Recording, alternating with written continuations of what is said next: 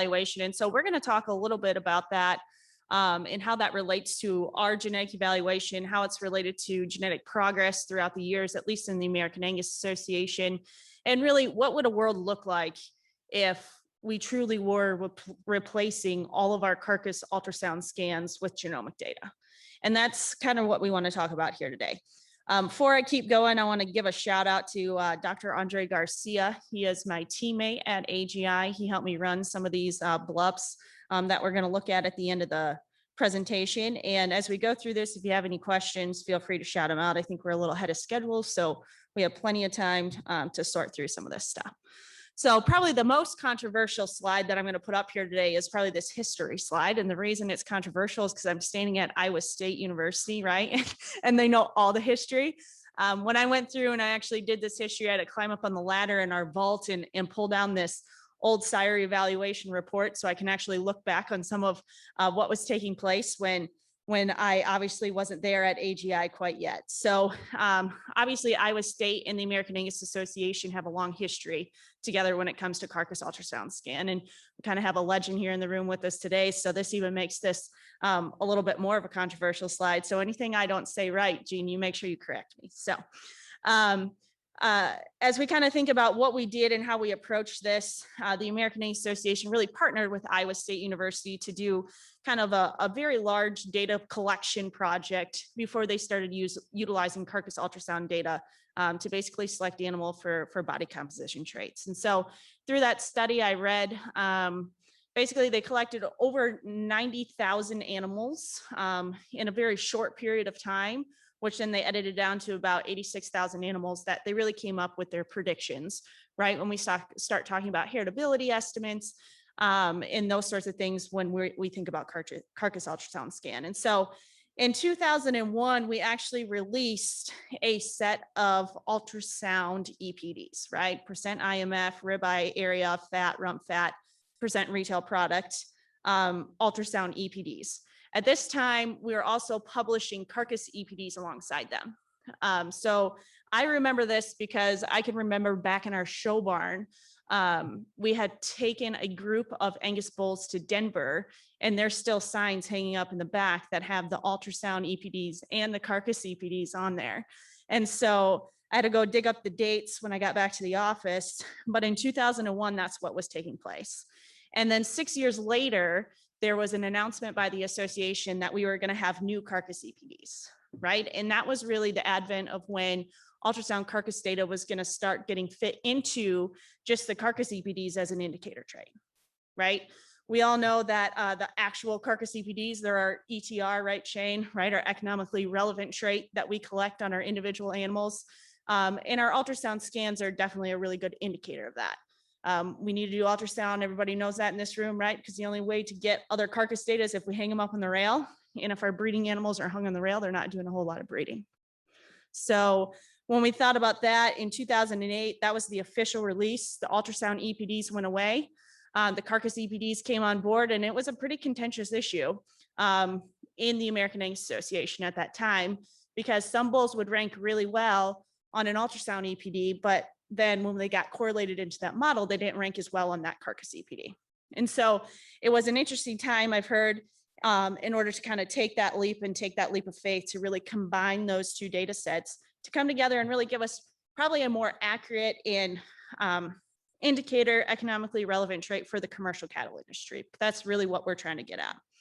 And then in 2009, we had the official release of the genomic enhanced EPDs at the American Angus Association. So that added another layer, right, of correlated traits into that model, where we were looking at direct genomic values or molecular breeding values at the time and then fitting them directly into that evaluation.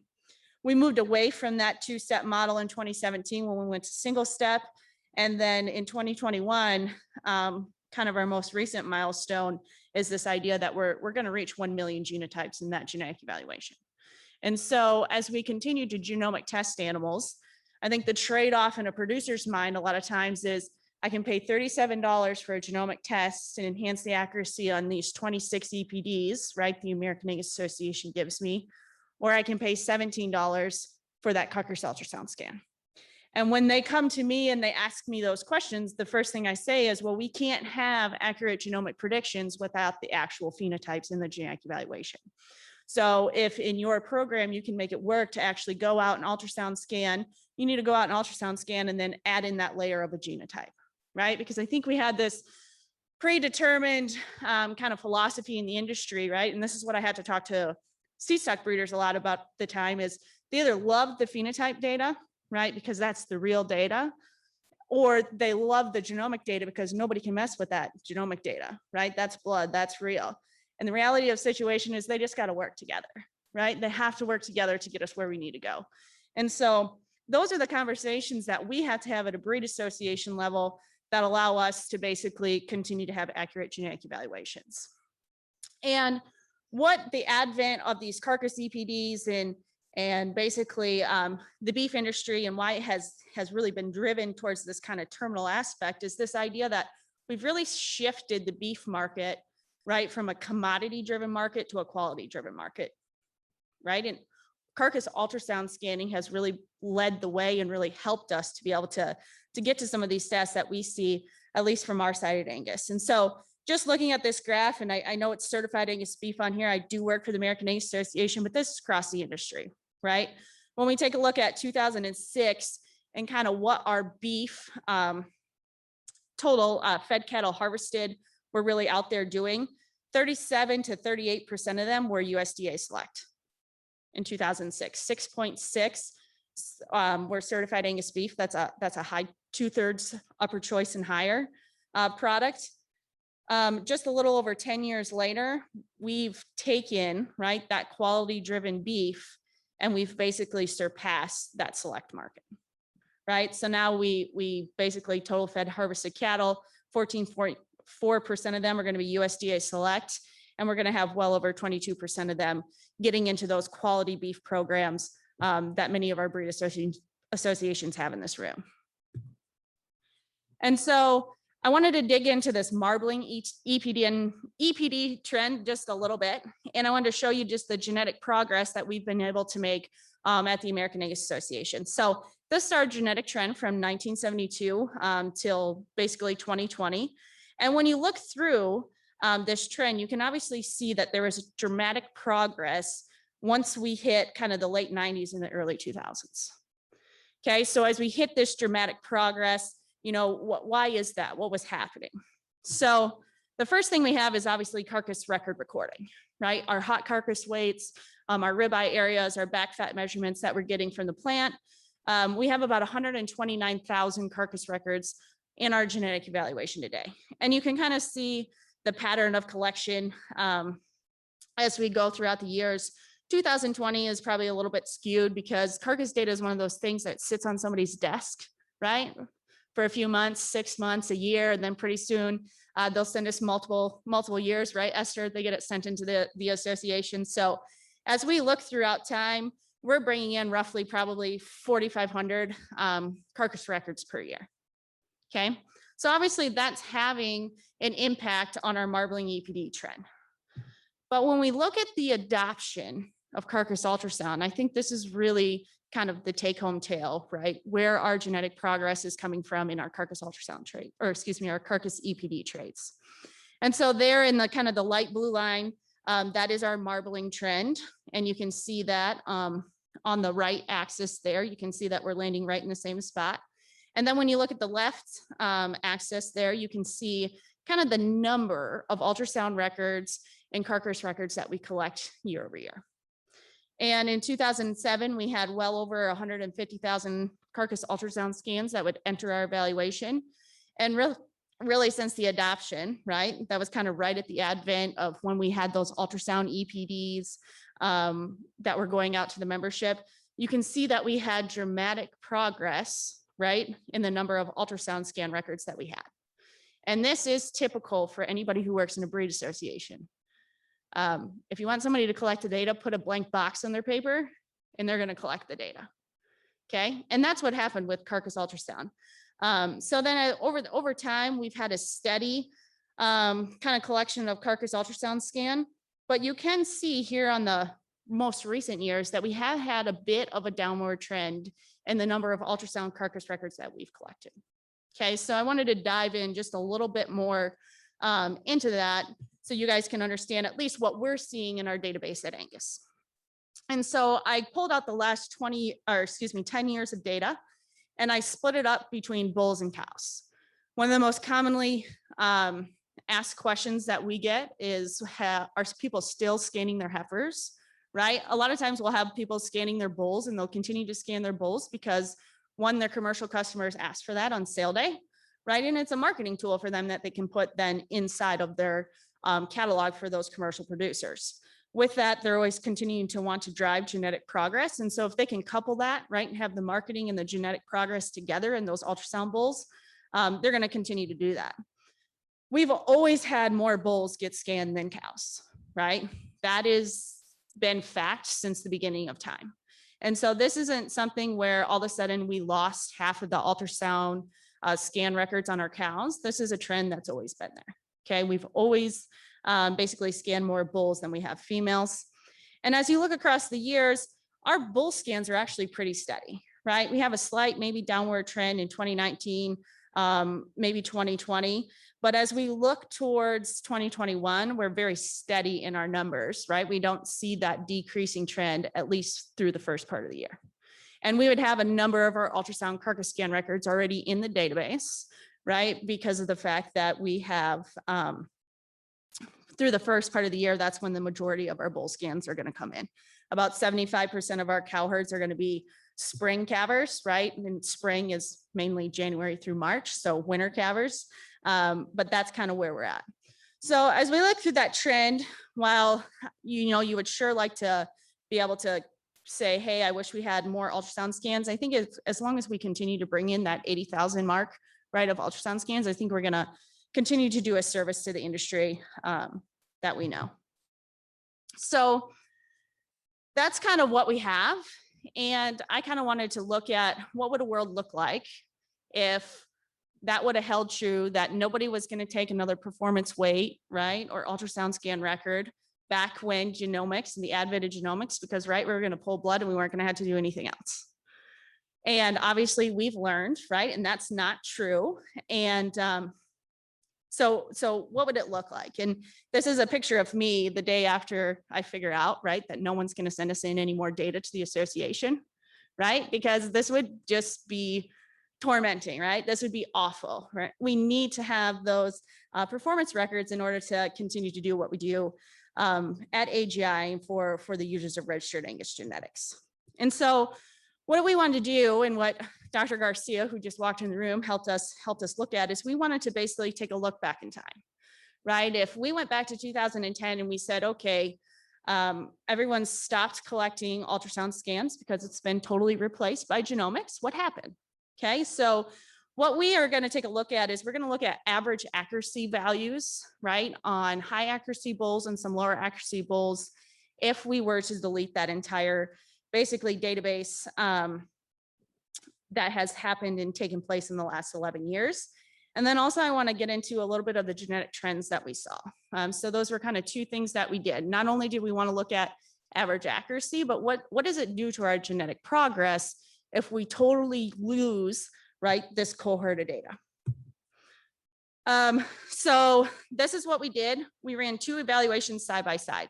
We have a full evaluation, and our full evaluation is just going to be that evaluation that we run on a weekly basis, right? So at AGI, we run a weekly genetic evaluation, which is handy, especially when people forget to send in their weaning weights, Holly, right? We got to wait till the next week before we can run that ultrasound scan record into the evaluation. So we ran a full evaluation that's going to include ultrasound IMF, ribeye area, fat, and scan weight. Those are going to be our ultrasound records that we include in our evaluation. We include those carcass records, obviously, in our evaluation: hot carcass weight, ribeye area, rib fat, and ribeye area, and then growth records. So we include growth records into our genetic evaluation for our carcass ultrasound EPD evaluation. The reason is to avoid selection bias. And so when you think about individual animals, right, at weaning time, we know we get rid of a portion of those animals at weaning time, and we're only going to scan right, a subset portion, or in reverse, we're going to take those culls that we had at weaning time, maybe we're going to put them in our feedlot. We're going to feed them out. And so what was happening, as Shane can probably attest to, right, we had these animals that looked pretty good on yearling weight, but just sucked on carcass weight EPD. And the reason for that is we weren't accounting for that pre-selection bias, right, that was running into that evaluation. So we fixed that, when with the advent of single step, we started including all of our growth records, our weaning growth records at least, into our genetic evaluation. And then the other evaluation that we looked at is basically the exact same evaluation I just described to you, but we eliminated all of those ultrasound scans. Okay, and I'm going to show you results on 2 sets of bulls. The top set of bulls, those are going to be some of our older bulls, right? Those are going to be sires born after 2010 with the most genotype progeny. So when I say most phenotype progeny. So what we did is basically we took our top 500 animals that had the most ultrasound scans in our database, and we cut them off basically at birth year 2010. So we ended up with a group of individuals that had a group of 174 bulls that represented 212,000 carcass ultrasound scans in our database. Okay, so just give you a little perspective, in total, we have about 2.5 million carcass ultrasound scan records.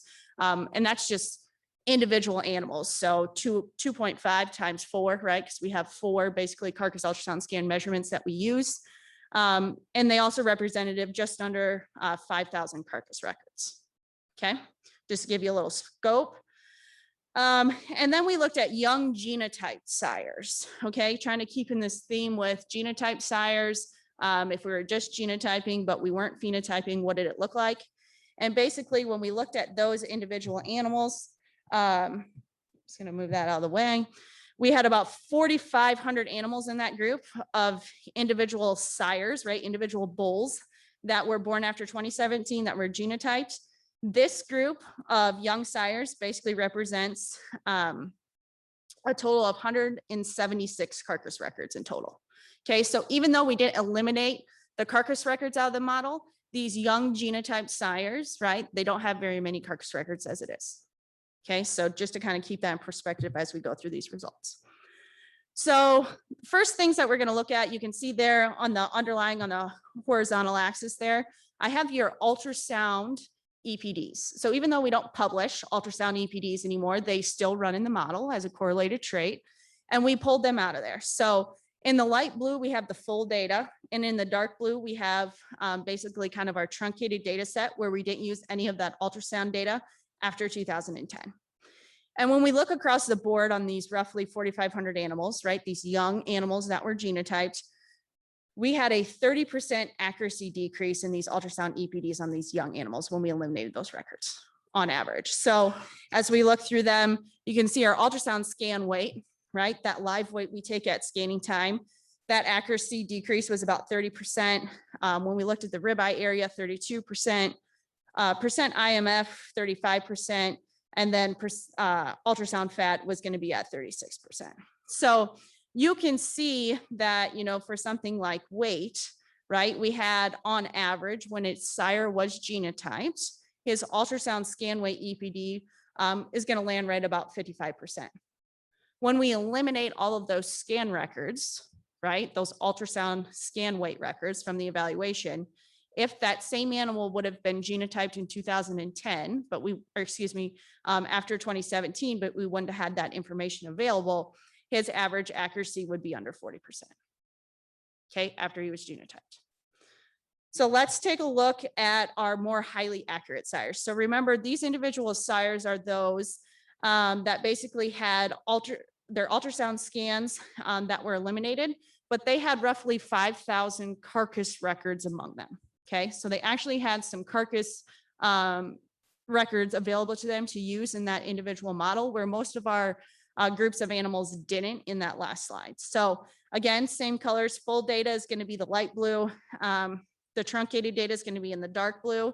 And when you look across those traits, you can see that obviously the 212,000, right, ultrasound scan records really play a big role in getting those animals to get up to an average accuracy of around 0.8 to 0.9. Okay. With those 5,000 carcass records, we couldn't take these 174 bulls, right? Those ones that had the most ultrasound carcass records in our database. And even with 5,000 carcass records, we couldn't take them to the average accuracy add that we can with those ultrasound EPDs. Okay, so you look across these, and again, these are the ultrasound EPDs. And so it makes sense that we'd see a little bit bigger accuracy decrease in these individual animals, because we're not talking about the carcass EPDs that we print in the evaluation. But you can see that even on these old animals, right, we have a large decrease in ultrasound EPD accuracy as we look across the board. But I just showed you a bunch of, right, accuracy decreases on EPDs we don't print, right? So what happens in our carcass EPD evaluation that we actually send out in our sire evaluation report? Okay, so when we look on these young animals, again, animals born after 2017 that have been genotyped, 4,500 animals in this data set. If you just look across this average accuracy, you can really see that these animals don't have a whole lot of data, because even after their genotype, their average accuracy is the highest we get with the carcass weight EPD is just over 40%. And across the board, the rest of them have an average accuracy of under 40%. Okay, this would be very typical of animals that would get genotyped in the American Angus Association database that would not have any ultrasound data. Okay, very typical kind of accuracy levels that we're going to gain with a genomic test. And then when we eliminated, right, basically all those ultrasound records, you can see that we had a considerable decrease in these younger sires across the board. Is it as great as the ultrasound EPDs? Well, no, of course not. It'd be like if you took your growth run, right, and you're looking at your birth weight accuracy and you just eliminated all your weaning weights. Well, that's not going to tell you, right? That's not going to decrease your birth weight accuracy as much as eliminating all your birth weight phenotypes. And so when you look across the board, though, when we talk about in terms of genetic progress and what we're trying to get done and accelerating genetic progress and adding accuracy to our EPDs to drive genetic change, this is obviously not the direction we want to go when we start to think about what would happen in 10 more years, right, if we continue not to ultrasound scan. On our older bulls, again, remember these bulls had 5,000 carcass records among them. You can see even these bulls, right, who have mid-level accuracies, I would say, you know, right around 60% accuracy average across these 174 sires. When they got rid of those 212,000 ultrasound scans that were driving their genetic predictions, we saw a considerable decrease in these older animals as well. Even when they had the direct trait of measure, right, in our individual evaluation, they still decreased their accuracies across the board by over 10% in most cases. Okay, so to me, that's a considerable jump, especially when we're talking about our high accuracy sires, especially when we talk about some of the things Patrick talked about getting in the plant, getting some of that data back. I think Justin Sexton said it in his talk that the people who need to transfer the data will actually transfer it, right? We have a hard time getting carcass data out of the plant, right? And a lot of that burden's on the individual commercial producer or seed stock producer who might be working with their commercial producer to really feed that back to us. And so while we'd love to have more carcass data in our genetic evaluation, we know that it's a hindrance on our members to be able to get it. But our seed stock producers can hire a technician, get them out to their place, and really be able to add some accuracy to their individual EPDs. So the next thing I want to show you is just a little bit about genetic trend over the years. And so we truncated this genetic trend at 2000, and we actually base adjusted it back to 2000. So when we look at the trends across the board with the removal of our ultrasound carcass scans, right, we have marbling up here right now. The dark blue line is going to be our current evaluation. Our light blue line is going to be without the ultrasound scan records. You can see that we've actually slowed our genetic trend just by deleting the last 10 years of data. Okay, we've slowed our genetic trend just by deleting our last 10 years of data. And remember, our top year was in 2007. So it's a good thing we had as much data that got collected prior to 2010 that allowed us to continue to drive genetic progress. And so for Bruce in the room, right, who works with CAB, this is good news for him that we continue to ultrasound carcass scan because we continue to drive genetic progress in marbling. and continue to drive quality-based beef product. When we look at our carcass weight trend, we see the same thing across the board. As we take out those ultrasound records, we see a decrease in our genetic trend over time when we're not utilizing that information in our genetic evaluation. So what does a world look like without carcass ultrasound scans? It means slower genetic progress, right? And less accurate EPDs. And obviously those two things play a role with each other. So take home points from today's presentation. Ultrasound data collection has trended downward in recent years, but we still have a strong showing of carcass ultrasound records getting collected. Just like Patrick had said in his presentation, we do have some people that seem to be picking it back up, who may have tended to drift away from scanning their heifers and have come back to scanning both their bulls and heifers, which I think is really good news. And I think when we talk about what did genomics replace, I think it replaced some of our smaller contemporary groups. When I look at the number of individual herds that do carcass ultrasound scan, we have lost probably 900 herds, right, that don't carcass ultrasound scan, but we don't see that same magnitude of loss in ultrasound carcass records, right, that we do in the number of herds. And so that tells me that we have smaller herds that are dropping off, right? Probably because they have 2, 3, 5 animals in a contemporary group that are split up by sex. They have to get a technician in there, those sorts of things. And so I still think that our larger contemporary groups are people who are really focused on genetic progress. Those sorts of things are going to continue to carcass ultrasound scan. We had a decreased average accuracy in both our young and old sires, regardless if they had carcass data or not, with the removal of ultrasound records. And then I think the proof is really in the pudding when we look at the genetic progress in the carcass traits in American Angus as we remove those carcass records. And so as we go through this and we think about the importance of carcass ultrasound data, I think we can see historically how important it was. And I think it still remains and has a really important role in the future as well, unless somebody can tell me how I can start to feed a lot more actual carcass records through our genetic evaluation. So with that, I'm open to take any questions and any thoughts that you guys may have. Yeah, that. Everyone should actually give Andre a round of applause because he ran quite a few bloods for me to get through that. So thank you, Andre. Yeah, so we would basically fit that into the contemporary group structure, and that's how we're trying to take away that variance. Actually, we've internally as a group been looking at some of the things that Dr. Mike McNeil had looked at in his last paper for UGC, and I know that you're looking at a little bit too, Tommy, for the UGC, to basically look and see, okay, are we seeing more residual variance, between different technologies, between different techs? And if we do, how do we account for that? And so that's a process that we're going through as well, because I think that's due diligence. We want to make sure ultrasound data is the best it can be, because it obviously does affect our population and affect our evaluation to a really great extent. So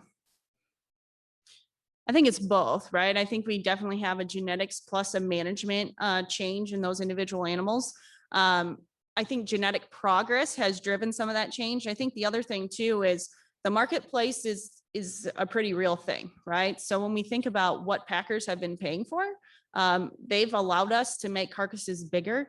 The more pounds sell, right? So we continue to get paid per pound. And when we're hanging them up on the rail like that, that's a very real thing that we have to deal with. And so I do think it's probably a little bit of a management change because, right, those packers were allowing them to grow those cattle bigger and bigger and bigger, right? And they continue to pay them for it. The other thing with that is I think our genetic progress has allowed us to get there. So I don't think it's 100% genetics. I don't think it's 100% management. I think it's probably kind of both of them working together to get us to those higher carcass weights. Yeah, and I think you gotta, that definitely is a shift. And I think, no geneticist is going to tell you that marbling is 100% heritable, right? Our heritability estimate on marbling is right around 40%, right? So 40% of it's captured by that edited genetic variance and 60% of it's going to be our management. So yeah. So no, that's a really good question. And we talk a lot about that at the association is how do we continue to get good data into the evaluation? Because quite frankly, we can't offer that large part that large service to our membership that we do through genetic evaluations, and really no breed association can without those phenotypes. And so as we think through, you know, how do we incentivize individual breeders, or how do we try to get them on board? I think doing things like this, right, showing them the consequences of not collecting those phenotypes, I think that's helpful. If people see the value in their EPD predictions, and they see that genetic progress, and they see what could happen without good data entering into the evaluation, I think that's a good start, right? It's an education component from that standpoint. And what was the second part of your question? Yeah, so minimum contemporary group, you know, as we talk about contemporary groups, if they're truly managed the same, right, in the same management group, we want those contemporary groups as large as we can get them, right? We want them as large as we can get them, because that's how we're going to capture the most variation in that genetic evaluation. Now, for our ultrasound and carcass evaluation, we do have just a minimum requirement of 2 animals of the same sex, right, in the same contemporary group. But we'd really like to aim for at least 10 animals, right, of the same sex in an individual contemporary group. So that way we can make the most use, right, of everyone's time, everyone's investment that we can put into that genetic evaluation. Because the less animals you have in a contemporary group, the less variation we can pick up, the less weight that it's going to have in the genetic evaluation. Yeah, so if you're ultrasounding feedlot steers, we do have some ultrasound feedlot steers, right, in our genetic evaluation, as long as they're parent verified to at least the sire. They can roll into our genetic evaluation. That's how, honestly, we get most of our carcass records, right? They're going to come from commercial cow herds that are sire verified, that then can roll into our genetic evaluation. And so if we have that type of information, we can utilize it. It's not going to be quite as strong in our evaluation, right? Because we only know one side of the pedigree, but we can definitely utilize that in the genetic evaluation. Yep. We used to get a lot of more steer ultrasounds than we do today. We barely get any today. So. Yeah. So, I mean, when you talk about that, obviously, because it is a correlated trait, right? It's not going to influence the progeny equivalence as much as to a degree as what a real carcass record is. And when we look at progeny equivalence in the American Angus Association, it's really a function of several different things, right? The amount of data that you have, which you got at with your growth and your growth data that you're looking at with progeny equivalence. The other thing is going to be the heritability of the trait, right? So if we're looking at the average accuracy level, to get at some of our progeny equivalents is kind of how we approach it at the American Angus Association. It doesn't take us as many, right, carcass records to get us to the average accuracy level that we would once a genotype comes into the evaluation. So let's say when we have a genotype roll into the evaluation, if our average marbling EPD accuracy is 40%, right, that only takes 9 actual harvest records in a proper contemporary group to get us to that accuracy, because we, because that is the direct trait of measure. If we were to try to get there with ultrasound IMF scans, it's more like 30 to 33, right? Just because of one, basically just because it's that correlated trait in that model, not the direct trait of measure. I would invest in both of those. I actually encourage my family to invest in both of those. And one, just for the good of the evaluation, right? I think we see as phenotypes go away, right? We lose accuracy. We're going to lose the progress that we make, the genomic accuracy that we have. And the second thing is that when we start to think about how do we prove out, right, sires, and how do we prove out dams in our herds, we need the actual phenotypes to be able to do that. You can have, with our single step genomic evaluation, you can have all the genotypes in the world, but if your sire's genotypes, you're not going to change his EPDs. So we need the actual phenotypes, the actual ultrasound scans, to be able to start to add accuracy above that genomic test into the genetic evaluation. And that's the only way we can make improvement after that initial genomic test is ran.